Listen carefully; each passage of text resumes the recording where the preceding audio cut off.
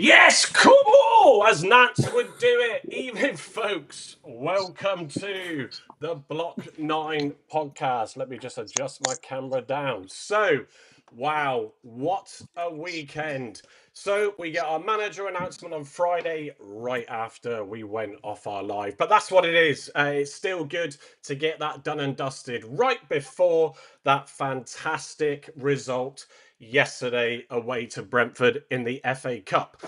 So, wow, yeah, take a deep breath in. A lot's happened again today, some good results, and also Liverpool at home. Couldn't have wished for a better draw. Well, unless it was United at home. Anyway, so tonight we're going to digest it all. And to start with, I'm going to leave you with this. We were worried that there may be trouble ahead.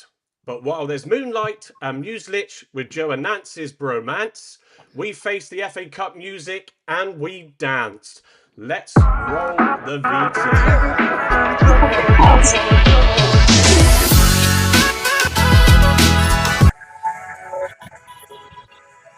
Oh, hang on, let me make that a bit bigger. That's what I say. You definitely stole that from someone on Twitter.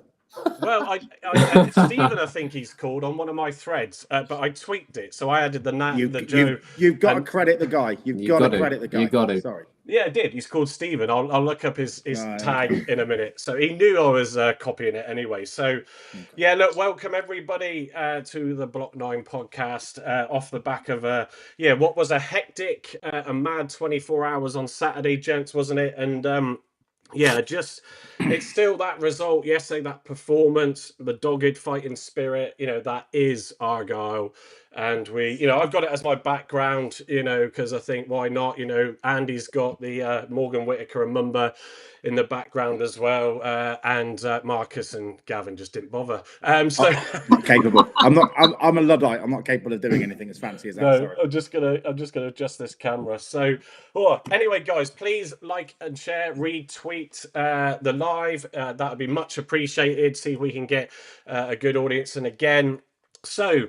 Right, deep breath. Anyway, so short and sweet. Andy, how are you feeling after that Friday and Saturday? Wow, absolutely flabbergasted still. I can't believe we quite got an away win at Brentford. One of the meanest defences in Europe at the moment. Again, absolutely amazing. Fantastic. Yes. And the cup draw today, just, could you ask for anything better than that? No, besides United, I think Liverpool's better, better than United, aren't they? Really, let's face it. They're flying high at the top of the league. Marcus, how are you feeling? Shocked, totally shocked. I didn't see that coming. But you even said it before. Typical, we win 1-0. Spot on. Yeah, half time. It just felt like I was doing some stuff with the boy. Actually, he's massively into his aviation, as I said before. So we were building his little airport on his bit of MDF I got him, and I was listening to it on the radio, Devon, and I just thought, do you know what? There might be something in this. And Carl, Whittaker got that goal, sent the fans delirious or buzzing. Excuse the pun, as you came up with. So yeah, have you sort of calmed down from that high yet? I did until about 15, 20 minutes ago when the draw happened. But yeah, really, really impressive game yesterday. Defensively, bloody brilliant yet again. And I think we deserved it. Like Thomas Frank said after the game, we were up for it. We took our chance. We defended well. And yeah, what a shot by Morgan. Really deserve. And the draw tonight just sums it up as a massive reward for the boys' efforts yesterday and the fans that went up there as well. Yeah, I think Gavin, I think the biggest thing is how together the lads are, after, finally getting, sort of the Rooney situation sorted, then getting Miron Muslic appointed late on Friday. And then obviously one of the biggest games of some of their careers, just incredible, hey?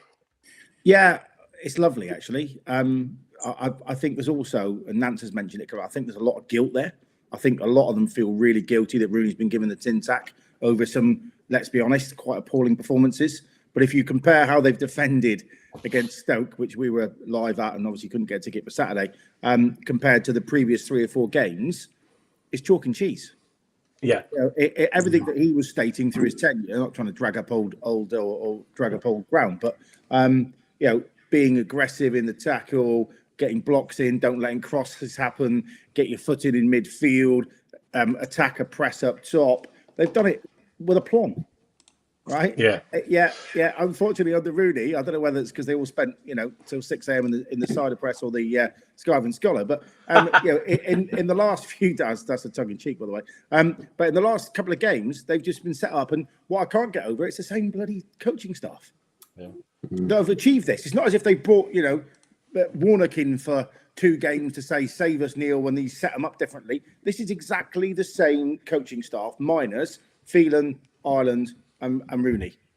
Yeah, no, absolutely. And I've just looked it up. It was Stefan Putwain, if I've pronounced that probably wrong, who I'd slightly tweaked his little lyrics thing there on my intro. There's a couple more in there I'll try and get to as well in a minute. We need to tweet him tonight and say thank you for the inspiration. Well, yeah, it's in there. There was loads of them. If he didn't steal it, he would have chat GBT'd it anyway. Well, if I'd have had time, we've got. Look, guys, other 8 platforms are available. Joining us, like I said, please retweet and share. You do have the comments, so if you fill in the comments on whatever platform you're watching from, it will feed into us in here. So get your thoughts in, get your questions in. I've already put up. We've already had Leroy England still buzzing. What a result! We've got Kerno 85, great result and draw, absolutely. And also Stevie Watson, good evening all. Such a wonderful reward for the faithful Green Army. I think that 100%. Definitely says it all. So so just going in. So we've done this before. We like to put some slides up. So as my son's getting a packet at Chris and making a racket in the background. We like to do some different types of content to others. So we've got a few sort of slides leading us into the game yesterday and then into the appointment of Miron Muslic and, a bit about him and, what he does. I posted a video yesterday. We got some more stuff on that and we'll get the guys' thoughts as well for what they found out. Also, just to give a little bit of a plug, they don't ask, but I like to because it's one I watch. Listen to the Pilgrims podcast have done a brilliant episode. I haven't quite finished watching it yet, but they've had Scott Coyne on there, who's a Belgium league specialist, and gave some great insights to Miron Muslic. So, and there was other stuff being discussed on that as well. So, if you get the chance, go and look that up and have a listen to that episode. Brilliantly insightful, and I think above all else, from the stuff that we've read. The guys and I that we've discussed, I actually think you'll find this appointment more exciting and better than some of you might expect. But there's always that air of caution because he's come out of nowhere. But, fingers crossed for us as Argyle and the board that this one pays off. So, right, we'll get on with the first slide. So the FA Cup special, wow, where we beat Brentford 1-0. So got a bit on the lineup as well as Kara Fotmob. They also do the player ratings on there. So I'm going to take a deep breath and I'm going to go in order as they appear on the screen. So Andy, the match yesterday, did you watch it in any way? Did you get to listen to it? I listened, and I know that we're bodies on the line, and I've seen the highlights. Fantastic. Sorinola again, fantastic. Whittaker, fantastic. Roberts for his first full 90 did all right. Callum Wright, superb. More attack threat, wasn't there? Mumba, brilliant. You can't fault a man yesterday. Even Paulson, we've been critical of Paulson recently. I think Paulson had a good game yesterday, made one slight error, but he didn't concede from it. So, what a performance by every single person on that pitch yesterday. Yeah, they definitely left it all out there. And at the setup, when the team sheet came out, Marcus, it was a little bit of a surprise. And we're like, I can't remember quite what Carl said or you said when you saw Paulson on the team sheet. I said, what a masterstroke sticking him in. So a few changes from that at Stoke. We saw Robert starting as well, Beidou making his debut in the game. So it was what you sort of expected, Marcus, I think, wasn't it, with a massive 6-pointer, possibly season-defining game on Tuesday night? The biggest shock for me was I started moaning when Paulson was in the team, but he's a totally different player in the middle. A leader we haven't had for a long time since Edward's been injured. That was the biggest shock for me. And also, I felt that Roberts grew into the game. He made a couple of mistakes early on, but after that, he started coming into the game and actually had a good game. So that's another good thing, which is a lot better than Forshaw. So all in all, hey, less of that. The trouble is whether the players are tired for Tuesday, so they need some good rest. But we got a good, decent squad there now. Yeah, the bench was so strong too. Yeah. So it's also in our league position, like Joe Edwards said after the game. He said, "Still not 3 points." So basically, a win's one thing, but we've got to back it up on Tuesday. Yeah, I think, Carl, I think that's the key thing, isn't it? You know, we all, like I said, we all expected a slightly adjusted team to keep a couple of the players out. I think there were surprises seeing Randall in after what we said about the amount of minutes he's played. Obviously, JB was dropped in this game yesterday. You know, so yeah, I think that's a fair shout. You know, and that's what makes it more impressive, Carl, doesn't it? Is the fact that we went out and still won it, even with a slightly adjusted and protected side for Tuesday.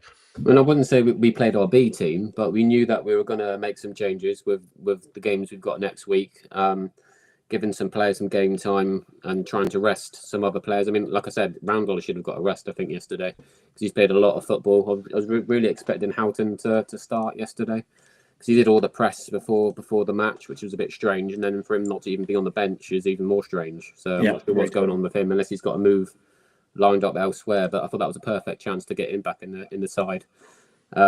Roberts again was a shock to start, but again he put in another shift. And obviously Powson, we all thought that was going to be a bad call, but he put in a massive, brilliant performance, especially in the middle. I think he really excelled in the middle. I think on the outside he gets done by really pacey players, which is no surprise. So I'm hoping that gives him some confidence. Whether we go again with him on Tuesday, I don't know whether that would be a good call or not, but I think, can you drop him after putting in a performance like that against Brentford? I don't think you can. Yeah, I wouldn't have given Wright some minutes yesterday after the Coventry game. That really still pisses me off, him getting back in the side after what he did at Coventry. But yeah, he put in a decent shift from Callum anyway. And good to see Beidou as well. Yeah, impressive. Yeah, no, good. Gavin, yeah, as you said, the subs, there was Bundu, Tomed Puchach, there you go, Carl will correct me later. JB was there, and Ogbetter, who the ones that were used. The unused subs were Zooks, Grimshaw, Al-Haj, Izaka, and Sissoko. Cool, I didn't even, just suddenly click that Sissoko didn't even feature in that game. Yeah. So yeah, Gavin, your initial thoughts when that came out and on the match?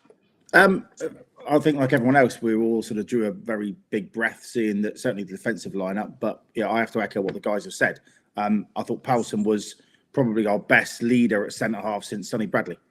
There you go. I'm putting that out there. Wow, there's a statement, folks. I clip that up. Someone's going to get a hammer in on social media tomorrow, me or tonight. But just his communication, and I suppose it's leaded to every time he's spoken to Argyle TV, he speaks brilliantly.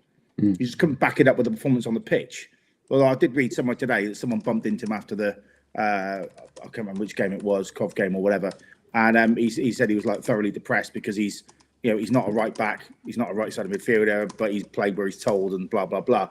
Clearly, just on the leadership bit, the bit that springs to mind is when Randall blocks on the edge of the box, that block, he ran 10 yards, picked him up and slapped him on the back like your dad would have if you've just been on the side of a five-a-side toddler game. Well done, lad. Every single time, his communication I thought was outstanding. The organisation of the back line I thought was superb, with Galloway one side and Pleggy the other. And I thought as a three they were brilliant. And again, listen to shout out to the Green and White podcast earlier. If he prefers a three at the back, does Muslic? So would you drop him on the middle of a back three on that basis? Would you keep?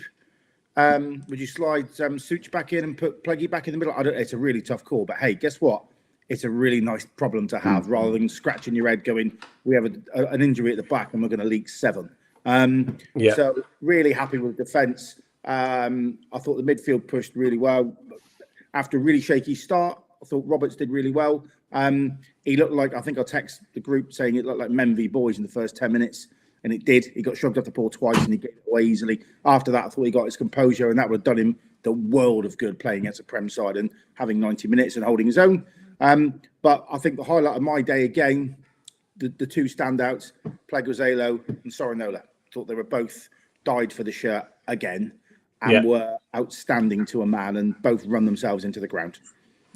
Yeah, no, absolutely. You know, when you look at the sort of scorecards on there, sort of Hazard, just picked by Whittaker, star man at 8.2 to 8.1. He pulled off. I mean, the highlights on Match of the Day to get the feature game.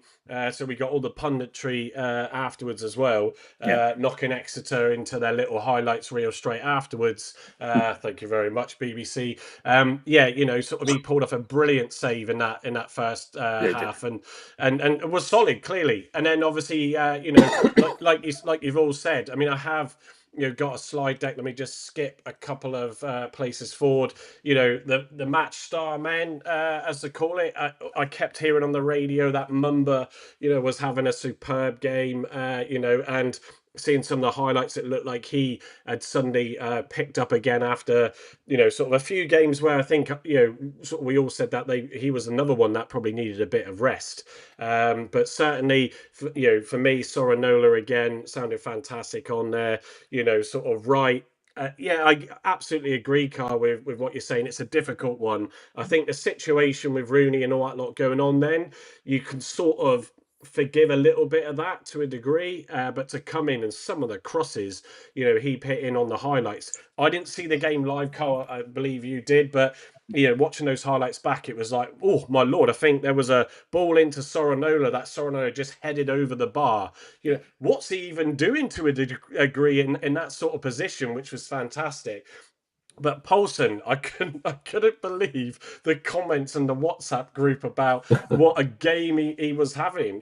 So I mean, Carl, you've been a very big critic of him. We've all sort of been, we all have, fairly critical in fairness. And like Gavin said, when that block that Randall did, watched it sort myself in the highlights. He was proper patting everybody on the back, and you obviously had a good look at that as well throughout the whole game. Yeah, he was just well up for it yesterday. He was pumped at every clearance that his teammates were doing or he was doing. He was geeing up the guys around him. He was geeing up the fans behind the goal as well. It was brilliant to see. And we've kind of missed kind of leadership like that as well with Edwards being out. So it was nice to see we've got someone in the squad that can replicate what Edwards can do. And full credit to him. It's the best performance he's done in a green shirt. It's no mean feat to say he's been poor all season. All the fan base have said that he hasn't been good enough, but he did step up yesterday, and he should get credit for that. To be fair, he did say that himself, didn't he? In Argyle TV, that they haven't seen anywhere near the best of him, and he's embarrassed on what he produced. So he seems like a really honest character. Yeah, to be honest, and it's nice to know that he's honest in himself to admit that he hasn't been good. Now we've played him in his correct position after a performance like that. I would think it would be harsh to drop him for Tuesday. I think we should give him another go in there and see if he can try and get the teeth back in there, replicate what he did on Saturday, on Tuesday night.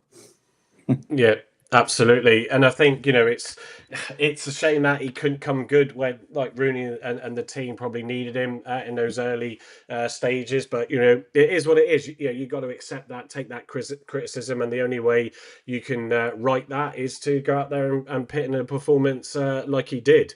It's fantastic. And looking at all those on screen, I mean, to be fair, I picked the shot again of the players behind. That's on my background. Because it's hard to sort of just select a group, but when you look at that, it's like it's great that. And also, actually, Andy, you've got Paulson, who everybody wanted rid of in January as well, Wright, who people are expecting and want rid of. Sorinola, he's not in that camp because he's done significant, and neither is Whittaker, Hazard or Mumba. But certainly, Paulson and Wright, but they've stepped up to the plate with the new manager in as well, and they're saying, I want to stay here, clearly. Yeah, I mean, Paulson maybe has found his niche in the right position there, centre back, and Callum Wright will always give you the, I wouldn't say 100%, but he'll always give you a good game if you put him in the right places. And I like the way he attacks. And we saw glimpses of this in League One when it was down with Danny Mayer, Danny Mayer on the left and him on the right, and he does venture forward a lot and cause a few problems. And that, I think, was a little back heel, wasn't it, from Mumba?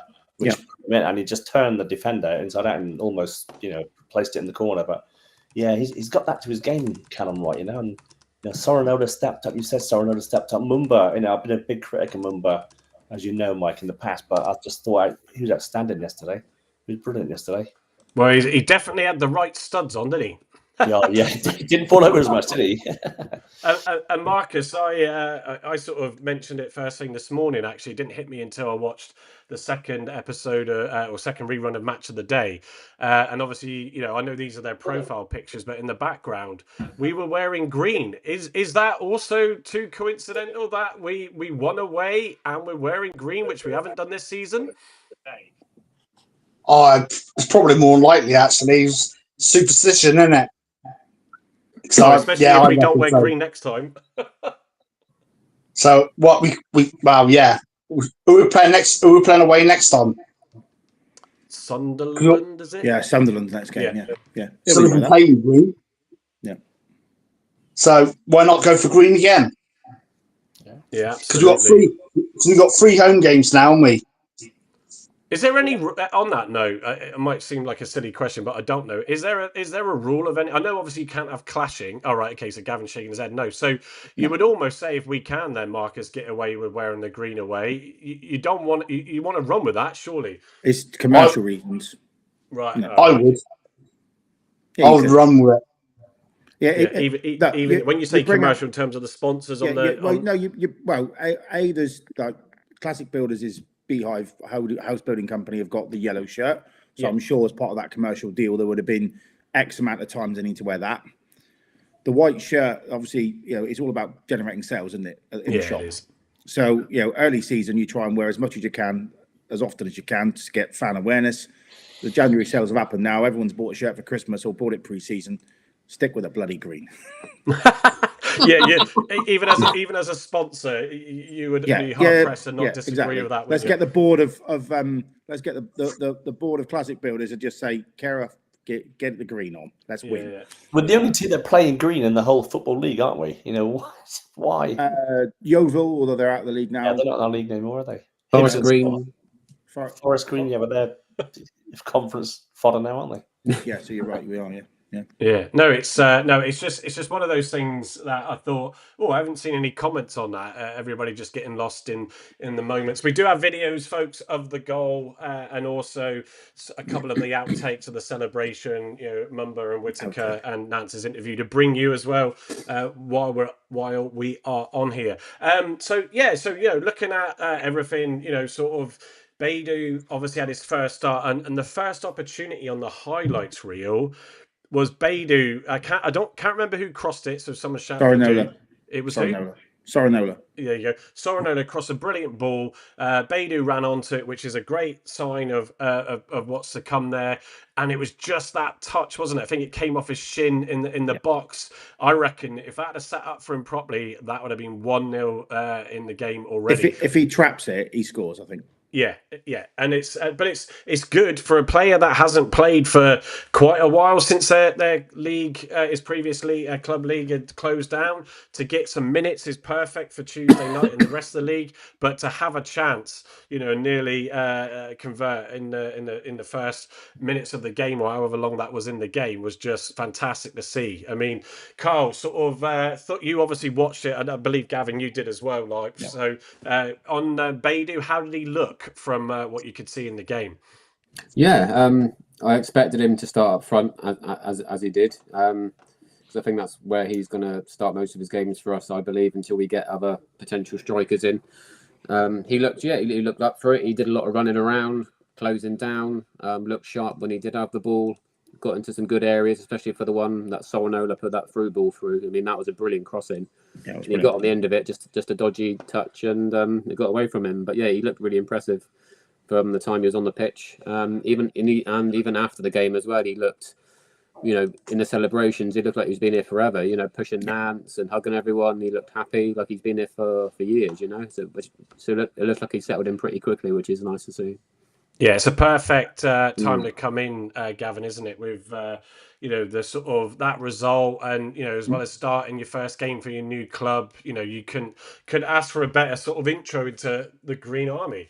No, I slightly disagree with Carl. I'm hoping they play him in an 8 mode because I think that's where he's best. Hopefully, Obafemi was rested so he can play Tuesday night. I know everyone's going to say that he couldn't trap a bag of cement, but I actually think he's really useful up top, especially in the Championship, especially against Oxford. And if we play him in the 8, depends on what formation they play, obviously. Then I think that's where we'll get the best of him. I thought he was sharp. He looked quite quick. I don't think he's quite match sharp yet, but he looked sharp. He looked like he was, on the shoulder of their Brentford centre forwards quite often when the ball was coming over, and the early chance showed that. He seemed to have also some. You tell he's a midfielder. He's got some good link play. He's a bit like when Andre Gray, who I thought was brilliant at this, sort of came and looked for the ball and did 1-2s in the midfield and moved on again. He kind of did that, but he's probably got about 13 yards of pace more than Gray. Gray was caught missing the bus when he had to run forward. Bless him, he looked like an aging German shepherd. His hips sort of swung around, but he knows that the bloody goal is mine. Ask Watford. But yeah, I think he will be a really big force in our midfield moving forward. Hopefully, but we either need to get a striker in PDQ or we need to go with what we got, and we've got no Hardy, have we, for 2 or 3 weeks now, which is a shame. But I think if Obafemi hopefully was just rested, then if he's on Tuesday night, then I think that midfield looks pretty formidable. Him, JB, Randall would be great additions, and whoever gets dropped to those 3, bringing them on from the bench, and Roberts, of course. So I thought it had a good game. We've got some real talent in there, and with maybe one coming in this week, who knows? Yeah, and Sissoko, I mean, Andy, he obviously wasn't used yesterday, which I felt probably would have given him another chance to have a good run out as well and get back into the swing of things. But you definitely have to think ahead to Tuesday, don't you? So, but I've always equally said to a degree with Obafemi, he causes defenders problems. Again, if the team's playing well, that the striker's confidence can equally be affected in a positive way. So, we'll soon find out on Tuesday night. Yeah, again, I'm a big critic of Obafemi. I don't think he brings enough for me. But saying that, as Gav said, he's got that pace about him. He's got that build, that strength. Hasn't got the height.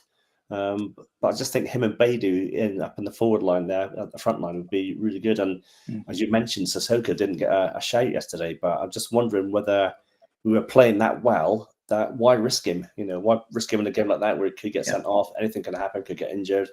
Why risk him? Having for the game on Tuesday night, that's the big important game, isn't it? Yeah, and I think sort of on that note as well. Obviously, Exeter after Oxford went 1-up. Exeter ended up beating them. Was it 3-1 in the end? Yeah, 3-1. Yeah. 3-1. So and they had a man sent off as well, I think. Yeah, and Oxford, who have had some good wins since their new manager appointment, just before Christmas. Obviously, one of those against us. So, it does, being away from home as well, it does knock them a bit. They're gonna have to come back down on Tuesday. It's a quick succession, these games, and obviously with us having that win, you would say it's in our favour, but oh my days, that is such a massive game. So I'm going to sort of roll the VT for the Whittaker goal, and we'll talk a couple of bits through that as well. So let me just click to that now. So here he is, starting off on the right, linking up originally with Soranola, and literally just going and going and going. And I mean, to be fair, the whole Brentford defence just seemed to watch him pass by, didn't they? So if we link up, go on. It was like moving statues, wasn't it? Yeah, I mean, you see him run across 3 players, right? 1 there, 2 there. It's these 2 here. This is Weiss or whatever he's called, who literally, as they said in the punditry, stood there like he was rooted to the spot. With a cone in training. And you've also got Mustafa Bundu. Look at the top of the screen now. Right, trying to get in view of the line of the keeper. Go forward a little bit more, Mike, and pause it before he just about to make it. There you go. Look, just about there, just in the eye line of the keeper. Does he unsight the keeper? I don't know. It's touches him as well. Yeah, if that was VAR, it probably would have been, considering how some of them have gone recently, would have been overturned. It's good to see Wright, though, running for the opportunity if it does get saved in the middle there. But definitely Bundu is any flick on that would have been, if he'd have tried to just nick it, would have been definitely offside. So he knows he put his hands up. There you go. He put his hands up, saying he's not in the way. So yeah, he's there doing that, isn't he? Yeah. It's amazing though, isn't it? How Crazy. a team that were looking to sign him in the summer and last year, so they've done the research on him, let him have a stroll 35 yards across a box to get into the bottom corner to score a goal. Yeah, they must have done their research on the guy. A professional football club. Oh, yeah, mate, you said they did. I forget the manager's name now, sorry. But Thomas Frank. 5 shirts in front of them. He had 5 shirts in front of him there, and he's just put that through the whole lot of them, isn't he? And, you know, they just stood there like lemons. If that's us defending now, we're thinking, what the heck's going on? Yeah, you've almost got... Was it 1, 2, 3 there that he's run past with a defender just ahead and all these on the back? Look how many 1, 2, 3, 4, 5 on the back line, just but inside the 18-yard box. Yeah, but on the other side as well, look how many green shirts we've got up front there. Do you want to go? Trying to push at the end there? Do you want to get that goal? Even Sornola on the far right. Look, we're pushing to get the win, which is good to see. It is. You're right. Yeah, it definitely was, and that goal was timed on as I go out 82 minutes. Yeah, so I remember, my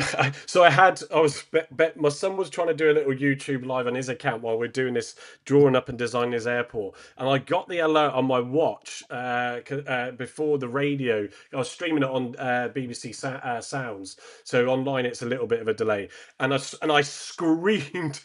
And he jumped out of his skin and then grabbed his phone and went off and cancelled his live. We went back on after the game, but he was like, what's going on? I said, we've scored!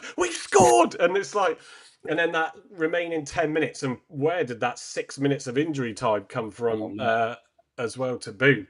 We did do a little bit of time wasting, to be fair. A little bit of Hazard doing his usual, funny games. But yeah, I think the 6 minutes was probably spot on.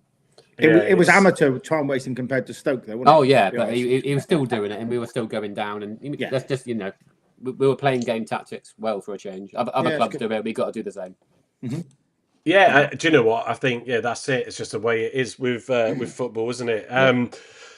God, with the stats, Marcus, sort of like I said, I wasn't fully focused on it with doing what I was doing with Ben, but 71%. If you watched those highlights last night, you would have thought Argyle had the bulk of the possession with the opportunities on the highlights reel, but 71 versus 29, so huge possession there. But just goes again to show the players dug deep. You saw it if you have seen the highlights, throwing their bodies at the ball, every single one of them. Some fantastic challenges coming in from the defenders, but also everybody, Marcus, in that game. So they really did well against a team, let's not forget, who have got the best home form in the Premier League.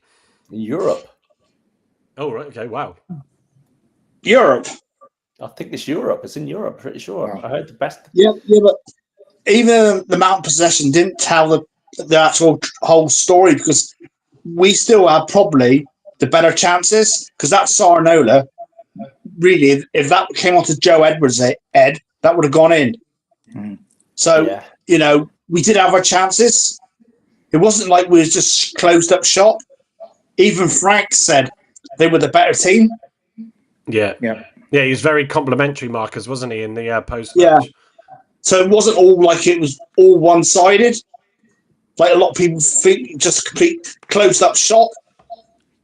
I mean, when we attacked in force. Yeah.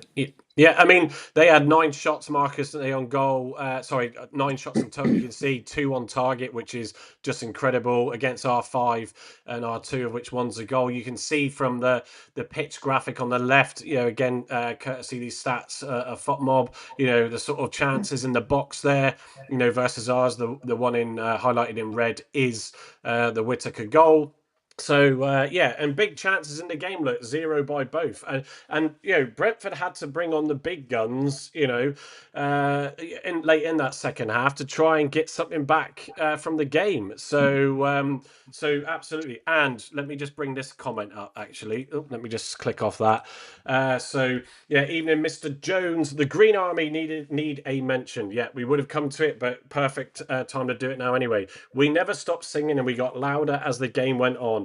That's what Gavin and I, sort of when we went to Stoke, even Bristol City, the 2 games that I've done, I know Gavin's done Coventry as well, I sort of, we're driving back home through all that snow and stuff, but I was like, I got the buzz back for the away games, and it's not cheap for anybody that goes to these games. However you travel, normally train is the best option, for going to a game like Brentford or in that London area.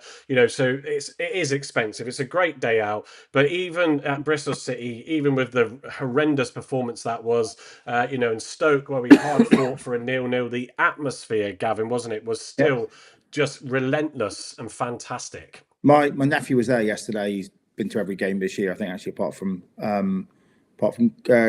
Coventry, Ethan, and he said he's been, I think, every home and away game bar one for the last 3 seasons, and he said it was by far the best for noise that he's experienced for the last 3-4 seasons. So yeah, wow. But yeah, it's testament. 2,500 in the corner. I don't know if you saw there was a X tweet that was a drone up above seeing the ground. Yeah. And Oh, all wow. you could hear was green and white Barmy Army, like literally hitting you like a brick. So those guys, I know the club say it every week, but actually those 2,500 Janners that were bawling in the corner there, on TV, that's all you could hear. Yeah, quite frankly, for the whole game. And if that's not going to lift you, I don't know what is. No, it is a whole for anybody that hasn't yet experienced it for one reason or another. If you get the chance, however the game goes, the green and white Barmy Army are always there in full voice. And Harvey England, who's part of this pod as well, but tends to be stuck working a lot of the time when we go live. He does his vlogs on YouTube. Go check him out. I watched his one from yesterday. And he's done pretty much every away game again this season. Yep. So massive respect and testament to the Green Army. And I did see some tweets from some Brentford fans that commented on the fact that I think one said actually that we were the best away fans they've had at their ground so far this season. So that really, I know every club likes to think they've got the best away fans, but I just have to tell you right now, we've got the best away fans. So really good. Yeah. So other than that, look at the accurate passes, which I think is also important.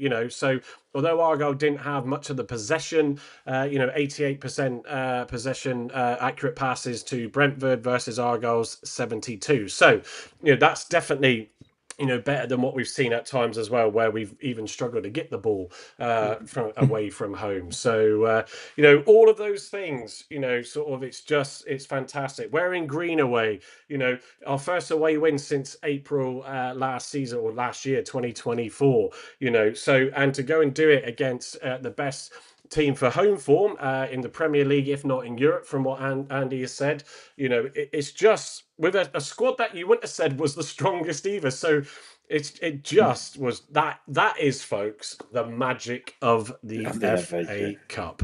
Absolutely, for sure. Right, let me and he's gone to Blackburn for sure. I think it's worth a mention as well, while we're all here, about what's your opinion on the FA Cup replays, getting them scrapped.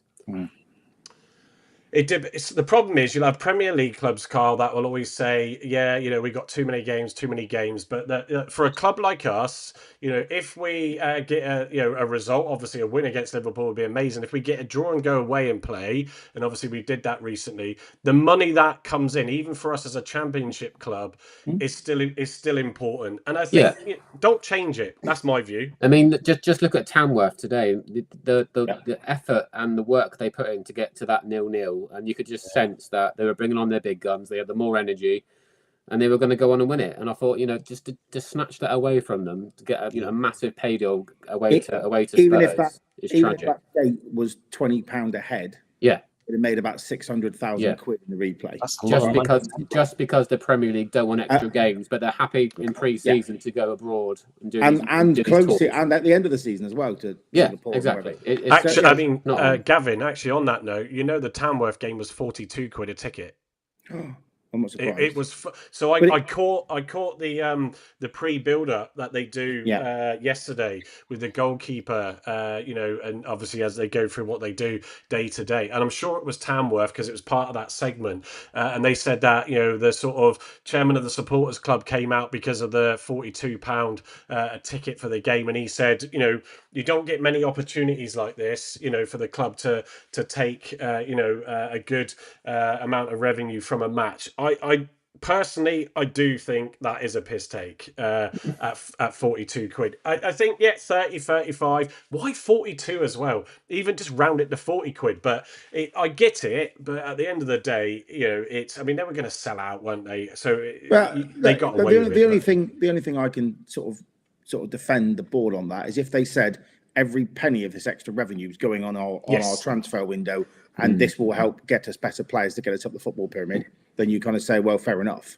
But that that 600k figure, what did really throw out at me, someone tweeted earlier, can't remember who, the Tamworth's total revenue is 1.5 million. So it had been like over a third of their revenue in one replay, which would have done wonders for them. I think you're right, Carl. I think it's a crying shame that 6-7 clubs don't fancy going to Scunthorpe on a Tuesday night when it's piddling rain. So therefore, we all have to suffer. It's been like it for years. Why change it? Oh, go on, Marcus. If they're doing it that way, there's no replays. They should give the club, the smaller club, the option. Do you want to play away? Yeah, to maximise that's the way money, around, isn't it? Yeah. Go to someone like Spurs and get, I don't know, 50, 60,000 there. Because the bigger clubs will probably want it themselves because they got to travel, and the smaller clubs earn some money. Or you just, the bigger club just says you can have all the revenue.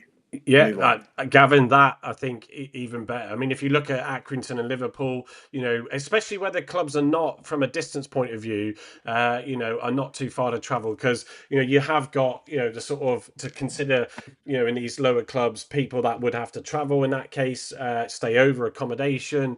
There's a lot to think about with all of that. But yeah, I think it's about time those big clubs did just say, do you know what? Here's some have done in the past. Do just sort of say yes, go back, take all the money.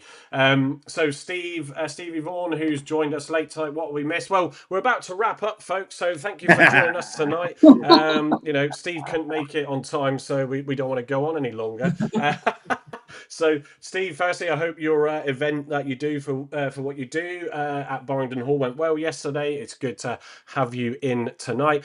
So we pretty much summarise. I'll just check what my next slide is. Well, we've discussed the new signings as well. Obviously, Carl Matey came on. You can pronounce his name for a bit of a stint. How did he look as well, actually?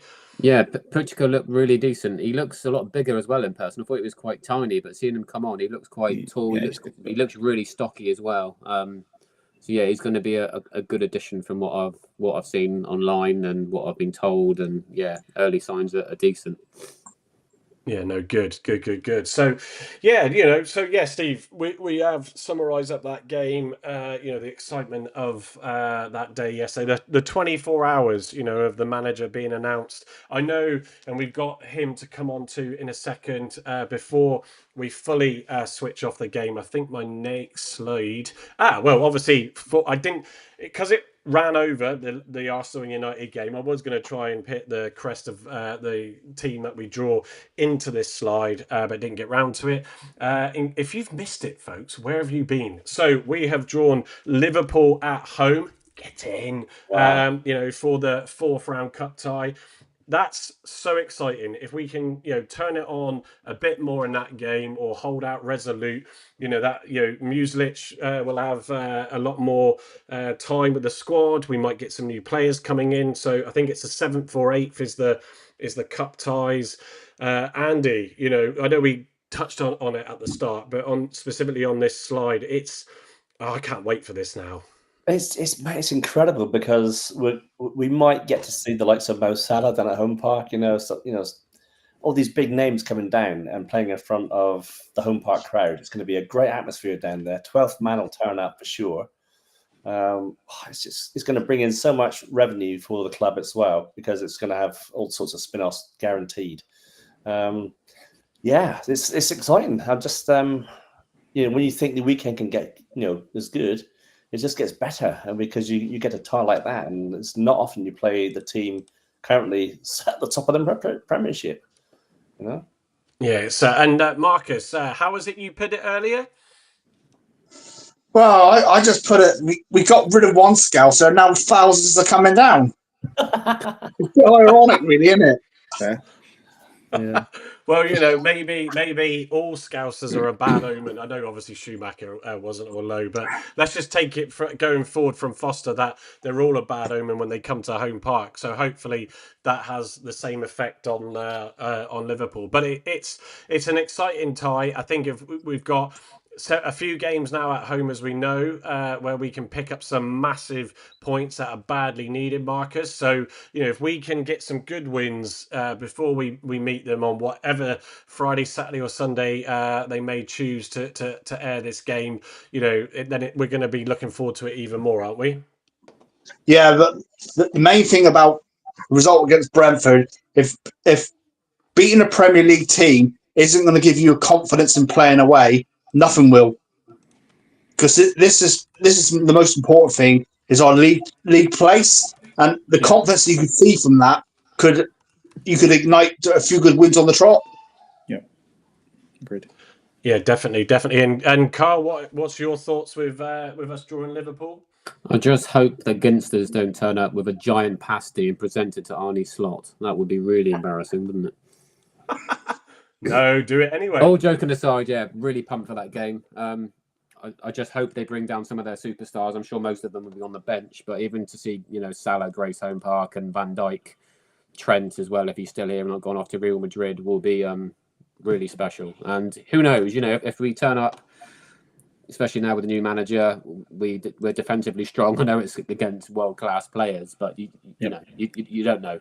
I mean, Accrington put up a decent fight yesterday at Anfield, didn't they? So, yeah, really looking forward to it. Home Park's going to be bouncing. I'm sure that all these closet Liverpool fans from Plymouth will be after tickets as well. So, as I think you said, Carl, phones are going to be red hot for the next few weeks. Yeah, I had it literally like within minutes off the back of the draw. I had someone from work who I haven't spoken to for a while, but known her for years, and said, "Can you get 2 tickets if you can?" It's like, if I can get tickets, more than 1 ticket, which I would doubt we'll be able to initially, then I'd be taking the family, if anything. But look, it's one of those, and I don't mind. It's great if everybody can get a chance to go to the game. But knowing that we had our biggest sellout at Home Park recently with 17,000 fans, I can't see that anybody. What's the So the season ticket allocation is. Yeah, so I read a tweet actually earlier and I'll at him. So STB93 on X. Interesting conversation. So capacity is just over 17,000 and a few pennies. We've got 12,000 season ticket holders. The next allocation then goes to the away fans, which will be 2,500 because they will get 15% allocation. And then the next allocation after that will be evergreen members, of which there are 6,000. So even Carol Vorderman can't do those maths. There's no way in the world we're getting everybody in. So the bun fight, as he puts it, is incoming. And where does the point system come into it, Gavin? Will they use that with evergreen? Because it won't get to that level, it'll be evergreen. Right. Okay. So the point of putting your £18 a month in the pot is that games like this, you get priority. Yeah. However, there won't be all of them being able to get a ticket because my maths, 500 of them is going to be disappointed. If all the season ticket holders, which you'd expect, would take up their own ticket. So it's going to be very, very interesting. And obviously corporate as well. There's going to be the sponsors are going to want tables for 10 in Club Argyle and stuff. So it's going to be clambering everywhere. I think they'll have to use all of the Upper Mayflower and take on extra security or whatever to make that work because there's about 400 seats, I think, in a game. But it's going to be the hottest ticket in town, gents. Let's be honest. It's guys. It's I just love these moments as a football fan. If you get to experience them, then and we've had some good sides, at Home Park. My memory's rubbish. Remind me if we ever had Liverpool there. That recall. Yeah, not long ago when Jurgen Klopp came down. The replay. A few years ago. Sorry. Come on, Mike. Derek Yeah, Adams. I know. Hey, like I said, Keep the program. A long day, and my memory's rubbish. My memory is rubbish. That's why I've got you guys to make me look good. You don't remember that 0-0 draw under Derek Adams? Yeah. Oh yes, Come yeah. on. I was there as well. They So. played a 9-1. That's great. Oh, it's terrible. Oh, My memory on history is like I just said. That's why I've got you. That was one of the best shithousery masterclasses wasn't it from just? Adams you're ever going to Wasn't see. it just? Yeah, and the comments after the game were even better. Yeah. So as we move on from my little fluff there. Anyway, so before when we close off on Brentford, one of the things that is great to sort of see, is that camaraderie, the bond between the players, and the coaching staff, for what they've gone through for the whole of 2024, with Foster and keeping ourselves up, Bundu, and then also Edwards securing and helping secure that final day in the championship, to then appointing Wayne Rooney, and we've done all the stuff on that. If you're watching tonight, Wayne, good evening. Although it's worth to mention, Mike, he did put something on Instagram yesterday regarding Nance and the Green Army, so it was nice to see he's still looking out for us, and I respect him for that. Instagram is not it's not one we do often. I must admit we have been tempted to connect up to that. A lot of the players and all that lot do post on there. So we've got some sort of celebration clips to give you. Before I go to those, thank you again everybody who's joined us tonight. Really appreciate it. Over 500 of you that are with us tonight. Give us each a like and a share, a subscribe on YouTube if you can, on this channel at Block 9 Podcast, and obviously follow us all on TikTok. Guys, if you can, put your tags in next time on your names, or do it in flight. I've done that as well. So if you don't follow already, please do, and that will be much appreciated. But it's great to have you on board to listen to us give our sort of our Block 9 view of the game, with some interactive, well, not interactive to a degree, but some content as well to go with it. So without further ado, let's go to the short clip of Mumba and Whittaker that was posted by Thank you for the support. Hope you enjoyed the win. Come on, up the Dreams! So remember the clip. Oh, hang on. Remember the clip. Forget the game now. Someone will remember. Again, my memory. Where Mumba was trying to sort of tell Whittaker to come on when he was like sort of sulking, walking off the pitch at the end. Home to Blackburn Rovers.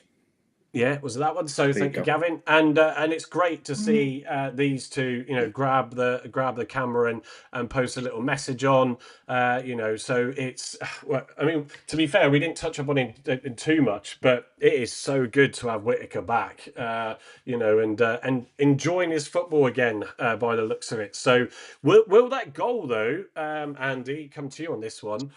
Is that suddenly going to typically raise his profile for the transfer window this month?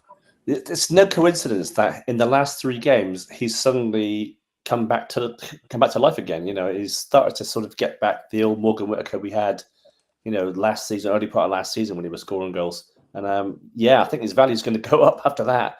It wasn't a brilliant goal, but it was well taken. He did it well. He hit it well. Hit it fine. And his value is going to go up, hopefully, and hopefully we won't be able to sell until maybe the summer rather than January. Yeah, it would be a shame, but let's hope they can get that. Ben, joined us earlier. How can I get a Block 9 mug? I don't have my mug, but the boys will kill me if I send anybody else a mug. Without getting them sorted. I think even my son found a website the other day and has set up his own merch shop for his aviation channel. So I will speak to the wife and see she can do all this and see we can get a few bits and pieces up so we can stick them on so you can purchase some mugs. We don't have a Patreon account or anything like that set up yet. It's always helpful, obviously, if we do some stuff and get some little contributions to what we do. As we mainly do it for the love, but there's a lot of time and effort that goes into it. Let's get the celebration at the end. And these clips, there were so many of them, several from the fans in the ground as well. This one starts off with the pitch cam care of Argyle, and then goes to one of the guys that was stand up. And I'll dig out his name in a second. Let me because I don't want to forget that. An English groundhopper in, and I always forget the end, East Flanders. So I did check with him that it was okay just to show this, and he was perfectly happy with it. His clip comes at the end, so let's go straight to it.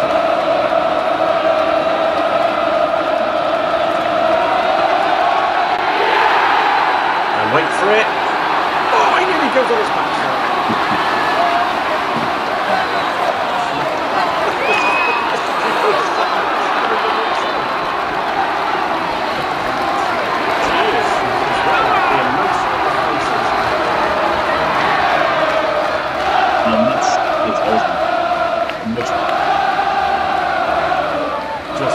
Just absolutely fantastic.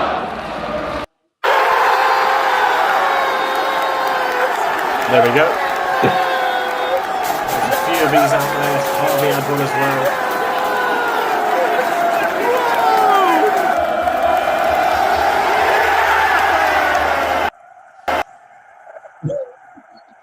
That's Stewart.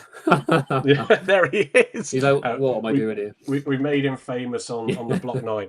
Let's do the extremely proud. interview. It's not just my club; it's everyone's football club. There's 2,500 people in the corner that were as emotionally involved as I was, and I'm sure there was thousands and thousands of people at home either watching or listening to it that were invested in it as well. So I'm really proud, really emotional. It's been a tough period. When you lose a manager, you have to hold the fort, which we've been asked to do, which Joe's been excellent with alongside me, and I'm just pleased that we could give our supporters some cheer and a nice trip home. The players seemed very keen for you to take the acclaim of the fans at the end. That must have been a nice feeling that they wanted the fans to acknowledge the work that you and Joe have done. Yeah, at the end of the day, it's the players on the pitch who've done all the work, and me and Joe just put together a plan of the game plan, which we did. They've got to execute it, and to a man, they were outstanding. I couldn't ask for any more. So, like I said, it's all down to the players, nobody else. The players' attitude, obviously, they're probably feeling a little bit of guilt in losing a manager, so probably they're feeling a little bit of remorse and want to make up for the wrongdoings of this season. And all I can say is the last two games they've given everything. They've stuck to the plan, they've got their blocks in, they've defended, they've had a desire to defend, and it just goes to show when you have that application what you can achieve. Can you tell us what dealings you've had so far with the new head coach? Yeah, no, he rang last night, which was great. So I had a brief conversation with him on the phone, just to introduce himself. And then he very respectfully kind of said, I'll let you get on with the game and wish me good luck, which was great. I'm looking forward to working with him. It's a great appointment for the football club. First foreign manager. It's an exciting appointment, so it's looking good for the future. Yeah, so brilliant. It's great to see you could see the emotion in him. I think in the Sky Sports interview as well, he was he was trying to hold back the tears, but in fairness to himself, Mr. Argyle, and also Joe Edwards, our captain, they've managed to get those players to dig deep and pull off great dogged performance against Stoke the other day, and then obviously that massive win yesterday. So let's get on to the big news that came out on Friday, finally. Was it Schumacher? Was it going to be Muslic? Did I make myself look like an idiot on TikTok? Yeah, of course I did. All the time. And why not? The fun and games that is trying to gamble, guess what's going on with your manager. Is that the Peaky Blinders in front of him? I did clip him. The guy on the right was had his phone and that as well. I did cut him off because it looked a bit dodgy actually. There he is watching the Greens. I've just been told, I don't know why, but Sophie, my daughter, who normally likes to sit in with us in the background, left quite early on. The wife just said she's a little bit upset by it. I don't know why. I did say she can come back in, so bless her. For me to give her a little shout out because she does enjoy watching us do these. So hello, Sophie. Hello, Soph. Hello. So there we go. Thank you, gents. So yes, so you're all wondering about, what is he going to bring Miron Muslic? And people have heard, he plays a long ball. There's a few people that have put out some stats and some info. I did my video yesterday. A lot of the slides I'm going to show you, the points, come from Grok AI because I like to work smarter. So I'm going to use those tools to give me all the insights. But the boys will also equally give some thoughts. So, here's a little slide deck of as a player. He didn't do too much anyway. Again, just to sort of give it another shout out, the Pilgrims podcast podcast had a great episode. Go check it out later on or during the week, where they have Scott Coyne, I think he's called. Apologies if I get that wrong, where he talks about, the sort of clubs that he's been at and what he's done. And it's a really interesting insight. Some of this you'll find out about him as we go through these slides. But yeah, obviously started really getting into sort of the coaching role, and obviously at Cercle Bruges, if I'm pronouncing that right, more recently, so let's look at it. So 101 matches from 2022 to 2024 with Cercle Bruges, 43% win rate, which, I know a few people commented going, oh, that's, shocking. That's pretty good. And actually, considering some recently that we've had, that's certainly very good. 66% points rate. European qualifications, in the 23-24 season, he got Cercle Bruges under his management achieved their first European qualification in 14 years. That's no easy feat. Securing a spot in the Conference League. Championship playoffs, they finished the regular season in 8th place in the 22-23 campaign, qualifying for the European playoffs, where they ended up in 6th place overall after those playoffs.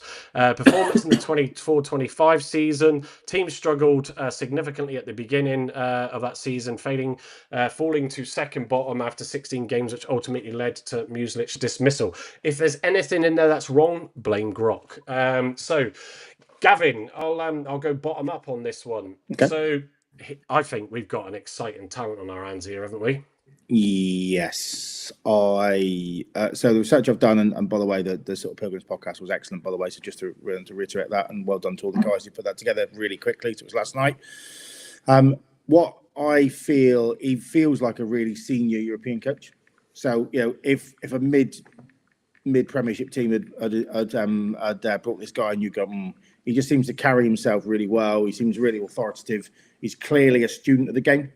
From what I've read, and I think the stuff that we were throwing around on the WhatsApp group Friday night, he changes a bit like Schumacher did. For those who are still pining over the Scouts, he changes his tactics and his formations mid-game. He's run with 4 or 5 different formations, I think. By the sounds of it, early doors, it was kind of 3-4-3, and then it went 3-4-1-2, and then I think this season he went to a back 4. But my understanding of that is he lost a lot of good players and didn't replace them, which is why they've been in a slump. Very aggressive in out of possession. So I think where I sit in front of the ex-Argyle statistician who was there for 30 years, who's in the same seat for that long. He said to me that actually the best we've played out of possession was under Ian Foster, and I tend to agree with him. I think this will be that on steroids. So I think we'll be really aggressive in the press. I think we'll win a lot of balls back in the final in their final third, which I think would be fantastic. And we've got some really attacking players to be able to put the ball away once we've taken possession back from teams. So I think this is a phenomenal appointment. I really do. Not without met him or yet. Just small stuff as well, like the fans, seeing him on the train on the way home last night. Yeah, great. Saying hello. And he popped up on my bloody barbers today on Facebook. So he's only been in the town a day, and he's got his haircut at Headline too, which is great. So I think he'll be around the city, a bit Rooney-esque, but he seems like a really serious coach. I don't think we'll see him in the Skyvan Scholar at 4:30 a.m. I was going to say, is he into karaoke? He doesn't look like Tup can sing, but then neither could Rooney. I think nor myself, just to say, Andy, high intensity counter pressing, direct and vertical football, formation flexibility, defensive aggression. I think this was the concern by some, wasn't it, Andy, that, sort of there's a lot of stats on the long ball. Now, as Argyle fans, we've suffered at teams high pressing us, at home park, especially, and then we've conceded goals off the back of that and lost games as a result. So, what's your initial thoughts on Miron Muslic? Oh, I just love the promise of like high press and counter pressing, and getting in their faces, which is what we've been wanting all season, really. I think, as we start building from the back, I'm hoping that Conor Hazard will get, better feet and we can start building from the back. But you've got to get that high press in the final third to put teams under pressure and to force errors. definitely. And I think what else, he'll bring is a healthy eating option. Oh, hang on, that's muesli, isn't it? Oh, sorry, Don't have chaps. sound effects on here. No, but it's promising because he's going to bring a different style of footballer, and as Gav said, he can change it around, change formation around to whatever he wants really to succeed. So yeah, it's looking very promising. I'm really excited about the appointment. We moved away from that Scouse sort of. It's almost like the drug barons we used to have. Just coming down to Plymouth and. Don't worry, Adam. We've got a few thousand more coming down next month. Have we got lawyers watching this to defend us or not? Are we going to end up? Yeah, no, I'll have to delete this afterwards. No, but I'm excited about the appointment, and it looks a really sort of, honest. You think of Danny Grohl up at Sheffield Wednesday and what he's done with Wednesday. Yep. Took him a little while, but he's got Wednesday following now. And the guy at QPR, I don't know what his name is, but he's Fuentes. He's taking QPR from sort of below us in the league to sort of mid-table, 23, 28 points now. So yeah, it looks good for us. You got to try something different, haven't you, with a foreign manager? So why not? Yeah, I just realised as well. I said I'll start bottom up, and I went from Gavin to you. Yeah, Andy. completely missed us off. So Carl, I'm going to come to you next just to really mix it up. But yeah, sort of. I think the formation flexibility, that's a big one. For us, where Rooney just struggled, didn't he, to sort of really adapt and change when teams outthought us and mix it up. And he just couldn't seem to work it out, could he? I mean, it's noted.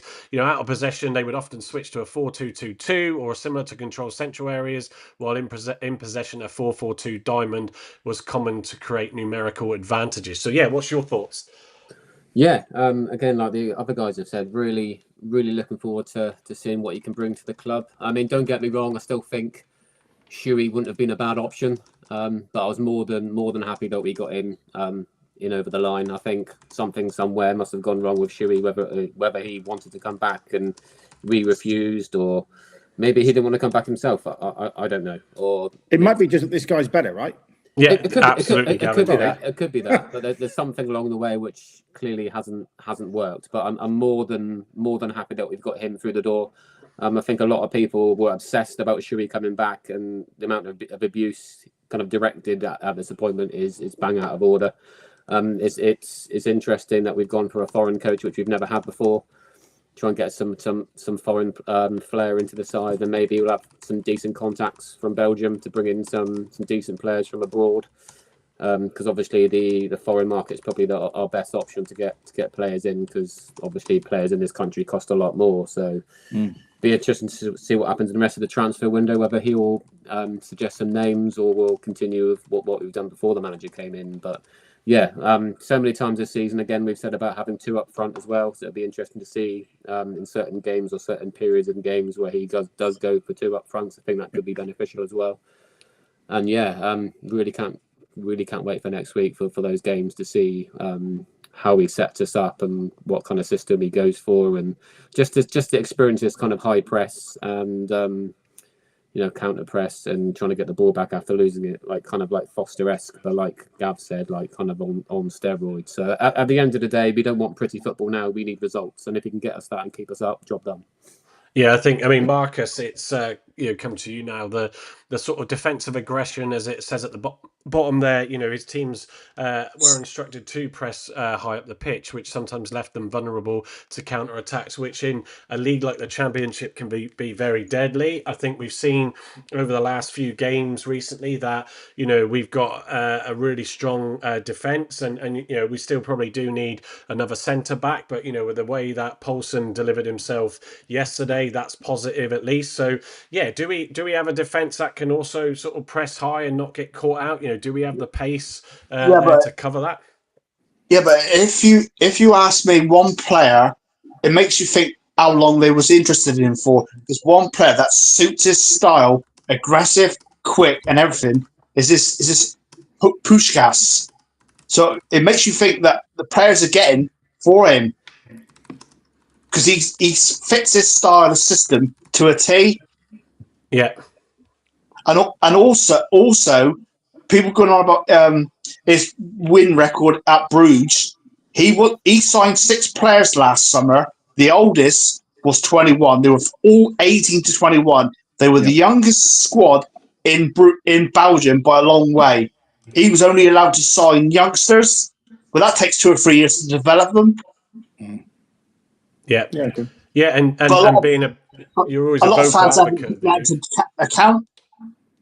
Yeah, I think that's the exciting thing. You know, he would have put a very, good presentation together that would have, said about the youth academy and how to bring them forward and pick them up, and get them into the squad. Like we've seen, Azaka, hasn't had as good as a start to the games he's played this season. Again, the negative, sort of confidence around some of those games. We've seen them Roberts come in, like we said earlier, done really, really well, and then obviously Tegan Finn, who has also sort of come into play and shown some of the promise that Rooney built him up for. So so going on to this next slide, transition play, Muslic's I'm gonna have to get used to that. Tactics were heavily centered around quick transitions from defense to attack, capitalizing on mistakes forced by the intense pressing. Like again, what I've said, we've all seen us suffer ourselves. Utilizing speed and energy, players were selected or positioned based on their ability to sprint into places. So that's where the likes of what we can see from Beidou. We know Hardy's got some pace in him as well. Sissoko, Whittaker. There's a lot of opportunities there. Set piece organisation, one of Argyle's probably weakest or single biggest weakest areas from a defensive point of view and an attacking point of view. Gavin, that's gonna be one that's gonna be good to see if he feels there's backroom staff there that he needs to bring in or change up to sort that out. Yeah, he had quite a large team at Bruges. By the looks of things, certainly from Instagram photos and stuff. I think there's going to be a lot of work on fitness. I think there's going to be a lot of work on being aggressive out of possession, which is where we are. But one thing I will say, just to go back a little bit over the whole, are we going to see Wimbledon 1994? As we got fashioning up front and give it a lump. I don't think we're going to be near that. And again, going back to the podcast listened to earlier from Pilgrim's podcast, it seems like we're literally going to be not playing the ball across the back four or the back three again and again and again, and then trying to get forward. It'll be quick transition, all but give them the ball. We'll win it back in your phase, then we'll transition really quickly, get the ball wide, get in the box and score, or that'll be the plan. That's far more exciting, right? Than not being funny. I sat there sometimes doing my knitting under Ian Foster, watching it go keeper back. And you're just like, come on, Jesus, let's have something, especially when you're 1-0 down. It's so frustrating. So I think to have that fast transitional football with those type of key players, and I think, Beidou, Hardy, Obafemi, Sissoko, Whittaker, El Hadj, they'll all have licking their lips thinking, get the ball back, 10 yards from their box. Happy days. Yeah, no, it's absolutely. I think for me, the one thing to sort of definitely put out there, Andy, come to you now is it can still not necessarily work out, and I've always liked to be a positive person, and actually the more I've read in preparation for this, what I did yesterday, listening to a big chunk of that podcast as well, it's got me really excited for sort of what we can look forward to seeing. But I think, Andy, it's even though these next few games are so massive, it's going to be the inevitable that if there's issues at the start of his tenure, it's going to be a nervous situation, isn't it? It can't not bring that up. Yeah, definitely. It's the unknown with this guy, isn't it? With Miron, we don't know what we're going to get. We don't know what sort of style of football he's going to play. Is he going to play it from the back, for instance, or is it just going to bypass and go to the midfield and then play from there? I don't know. We are promised high press, so that's going to be exciting to watch. But you've already hinted already that we could leave gaps at the back. We've had that already with gaps at the back. We've played some nice football in the last couple of games as well.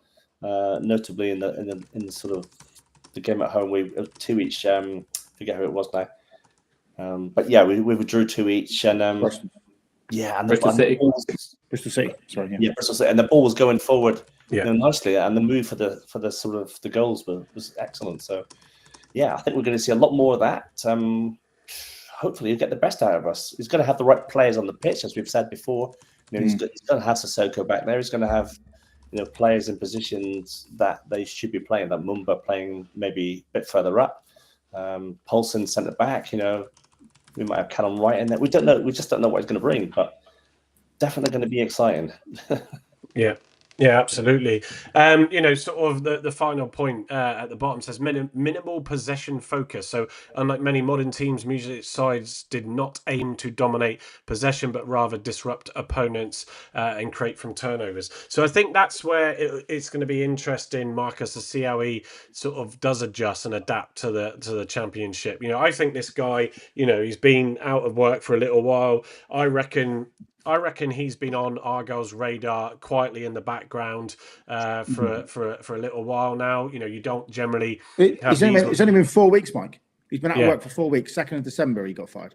Yeah. So the fact that he can, thanks, Gavin. The fact that he can sort of put together a presentation. If he was highlighted to Argyle as someone to talk to, then I do feel that those conversations came early-ish. Don't want to sort of say that they were looking to replace Rooney months ago, but there's always options on in the background that you'd be silly not to monitor as a club. But yeah, I think it is exciting, and I think I like I just said, what I've heard and listened to, and Carl, I think coming into Tuesday night's game, against Oxford, it's going to be a great atmosphere off the back of the weekend. It's going to be a loud and proud home park. So all the makeup to try and take advantage of that to get our win against Oxford and his first win as head coach. Yes, and I think the Barbers down on Mutley playing are going to be over the moon as well, because that Barnett's going to take some upkeep, and that Beard as well. He's going to be spending some coin in there. He's going to be spending some dollar, definitely. Carl, can you recommend any other? Oh, hang on, sorry. Yeah, I've just had one this afternoon. Have you? No, well, he goes to Flashing Blades. 30 seconds. I'll be at Mutley Barbers on Saturday, seeing Kevin. That for me, they're the best ones on there. I mean, I've never known anywhere that has so many barbers, but yeah, big shout out to Kevin and Mutley Barbers on there. So I think you said he went to Headline, Gavin, or something, didn't you? Headline 2 in Evington Street. Yeah, there we go. Yeah, so another good place, in fairness, as well. Never been myself, but I did also pick up I did ask Rock to give me personality traits and behaviours, and a little bit of this sort of makes sense to what we've shown already. And I think sort of Carl, the sort of innovative, resilient, determined, pragmatic, detail orientated. That's certainly come out from what I've been reading. Hardworking, which you'd expect. The adaptive, another key one for what I feel we need as a head coach. Calm under pressure, motivational, and also a risk taker too. It's pretty much the opposite of Wayne Rooney, isn't it? Yeah, but another thing they said, the players actually run through brick walls for him, which is very important. I think there's a word missing off there as well, from what I've seen and read, and that's diligent. And that's unfortunately what I don't think we saw from Wayne. No, I don't think he was a diligent human being. I think it was a lot off the cuff. If you certainly look at the way we've set up in the last 3 games and we've compared to what we did before, it feels like it was a lot of, attack. Don't worry about it. A bit Kevin Keegan. They score 3, we'll score 4. Kera, what. This guy seems like he's a student of the game. He's going to be absolutely. And to take your point, Marcus, I think it's bang on. Looking at the other stuff I've read, the motivational stuff, the one-to-one arm around the shoulder, is apparently really, really strong. And he will bring that siege mentality to the boys, which I think we've been missing, which Shuey did, in fairness, to say, where everyone's against us, we've got no money, let's go and show them. I think he'll do that again very, very well. And it looked like that's what he did with Bruce sitting bottom, taking him up to 4th. So great. He looks to have that sort of, like I said, calmness, but he seems to enjoy the game as well. I don't know if you saw the clip at the end of the game where he was filming and filming the play and looking at what's going on the pitch with a little chuckle. Yeah, and so that's the team that he's inherited. It's like, right, okay, this is what I've got to play with now.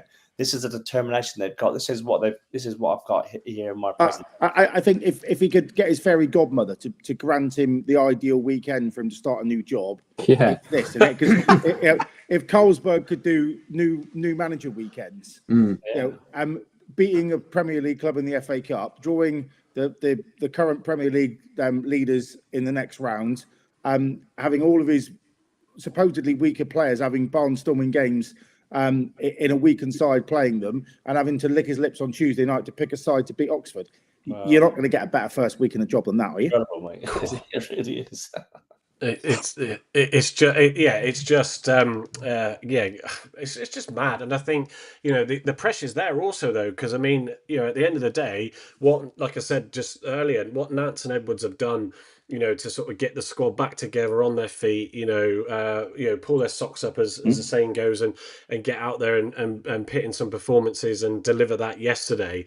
And you could see, like we said, that emotion pouring out of Nance. I think all of us at some point probably shed a tear of happiness in all of that, because it has been so tough, over the past few months, as an Argyle fan. And, we want to stay in the Championship, absolutely.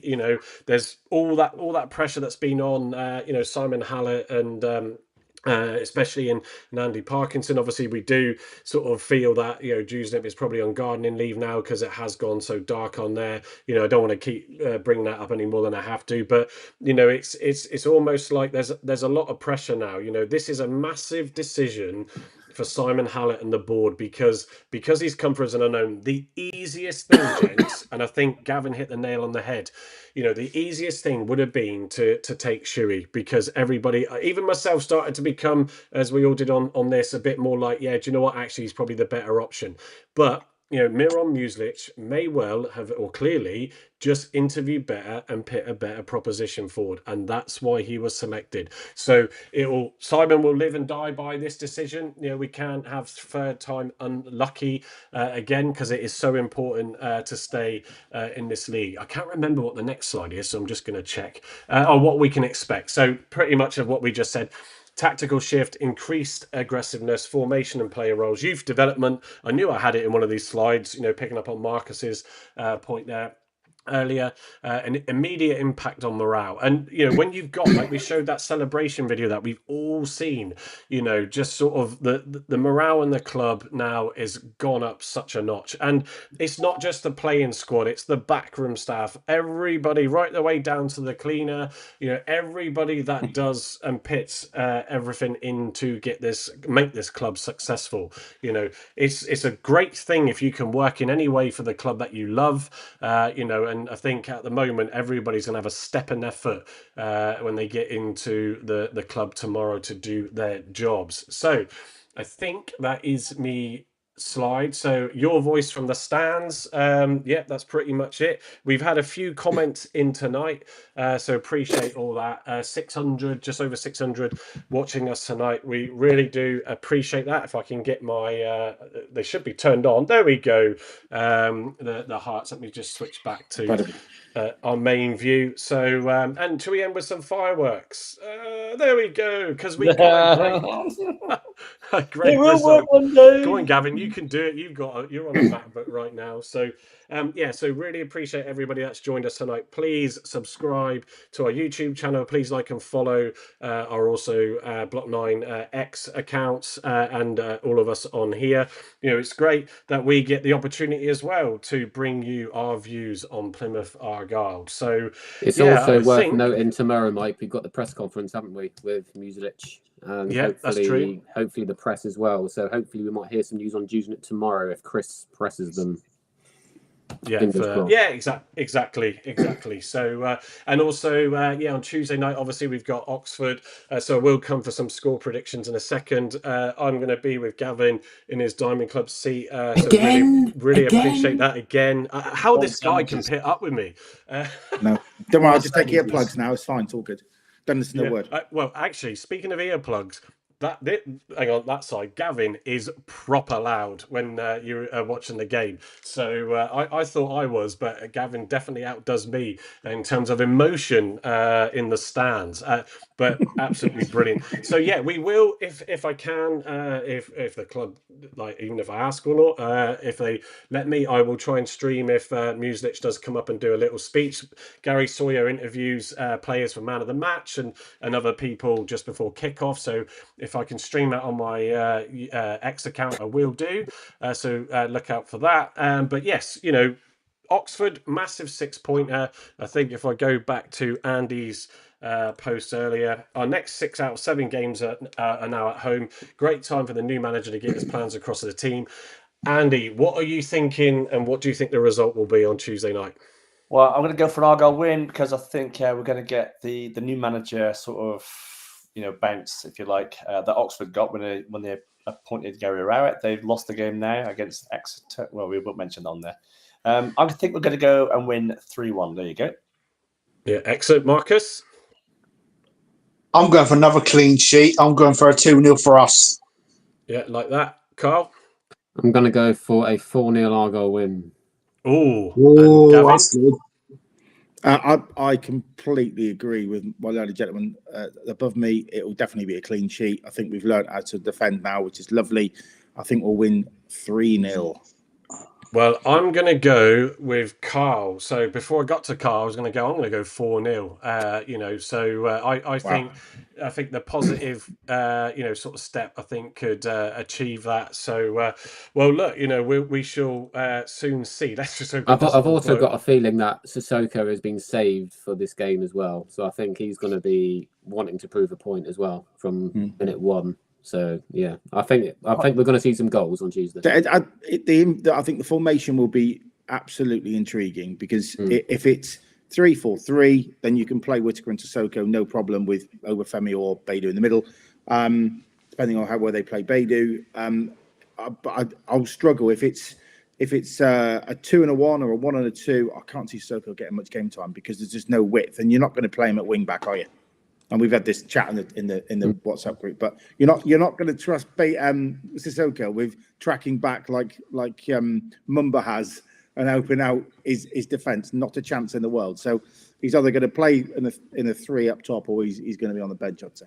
Yeah, also, no, we should. A couple of stats we've forgotten already, chaps, is that we're unbeaten in 2025 as yet. We are. And we've had 2 clean sheets in the last 2 games. Come on. Yeah. So that's a good one to sort of end on, Andy. So yeah, look, we do aim to make sure we get our show in before Argyle Live, who are going live in a minute's time. We appreciate you coming on and joining us. It's a long one tonight, so appreciate everybody that's stuck with us for this hour and a half. A lot to get through with the signing of Miron Muslic and that massive FA Cup win. So everybody, let's hope we can take it to Oxford and get a massive 6-pointer result there. Effectively is what that is. Look forward to seeing what Muslic can do with this squad. Andy, Marcus, Carl and Gavin, thank you for joining us tonight. And everybody that's been on here, you can catch this tomorrow morning. It'll be on all the podcast channels for those that haven't caught the whole show. Steve was one of those. But yeah, look, again, thank you very much for your time and have a great rest of your weekend. And we'll see you. We'll work out when we're going to do the Oxford game, but it may be sort of Thursday, give or take. We'll see what happens. Right. See you later, folks.